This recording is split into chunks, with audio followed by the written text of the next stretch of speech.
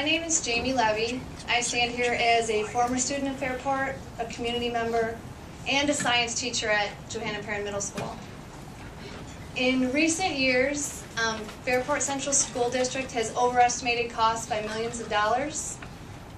Before the proposed cuts are made, I plead with all of you to bring in someone to audit our true financial situation. I think step one is to find an accurate value as to what our true gap really is.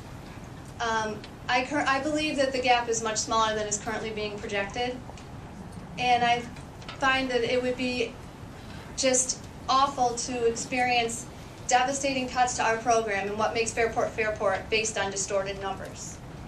And I just hope and plead that you revisit the numbers yourselves and have someone else come in before you make these decisions. I feel badly that the information that was shared with the community is seen as a leak. I see it as a starting point, as a communication. Dr. Hunter proposed some ideas to you, and as a teacher and as a community member, there are some certain things that came up in that proposal that you need to hear from my point of view as a taxpayer. By the way, I'm willing to pay for my, there are people out there who don't want taxes raised, and those are the people you listen to. I care about my kids, I care about my students, I care about my own children. I don't mind paying for a little bit more if it means that my kids get a good education. And with the situation we're in right now, I do not foresee my children getting a good education here, and it scares me. Some of the proposals again, those ideas, I understand they're not set in stone. The cuts and the devastation to program versus the monetary gain by cutting them,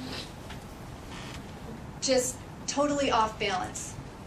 The music program at Fairport has been celebrated for decades, and one possible idea that's been thrown around is getting rid of elementary orchestra and band. The cost of that is so minimal compared to the cost of our community to lose that. The lead teacher model. It's extremely expensive to have lead teachers out of the classroom.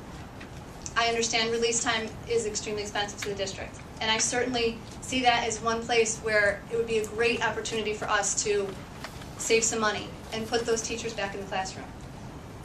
However, my understanding is one consideration is to totally do away with the model altogether, and I think you would be devastating an infrastructure.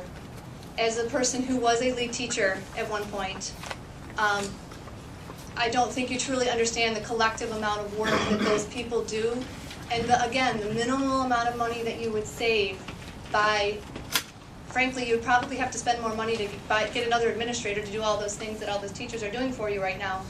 I just think it needs to be a collaboration, and those points that I'm bringing up, John Baines is certainly very well spoken. He knows a lot about what we do in the classroom, and I just feel that I don't want it to be a fight.